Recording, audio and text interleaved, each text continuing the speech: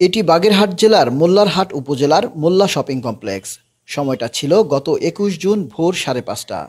ওই মার্কেটের ফেরদাউস mobile corner ও mobile বাজার থেকে ১৩৫টি নামি দামি ব্র্যান্ডের ফোন ও নগদ টাকা চুরি করে নিয়ে যায় দুর্বৃত্তরা। সিসিটিভির ফুটেজে ধরা পড়েছে সেই চুরির দৃশ্য।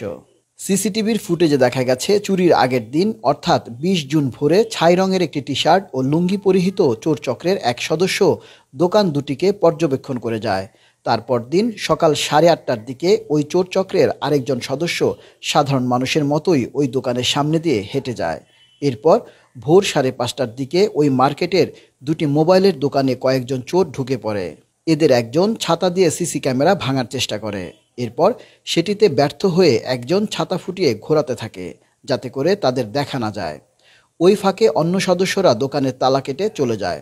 পরে একজন সদস্য দোকানের ভেতরে ঢুকে দুটি বড় ব্যাগে করে বিভিন্ন ব্র্যান্ডের প্রায় ১৮ লাখ টাকার মোবাইল ও নগদ ১,৩৫,০০০ টাকা নিয়ে পালিয়ে যায়। চুরি যাওয়া দোকানের মালিক ফেরদৌস শেখ জানান, একই কায়দায় তার দুটি দোকানে চোরেরা চুরি করে। ভোর ৫টার দিকে মার্কেটের সিকিউরিটি বাড়িতে চলে যায়। চোরেরা ওই সময়টাকেই কাজে লাগিয়েছে। এ ঘটনায় তিনি অজ্ঞাত কয়েকজনকে আসামি করে মোল্লারহাট থানায় অভিযোগ দায়ের করেছেন।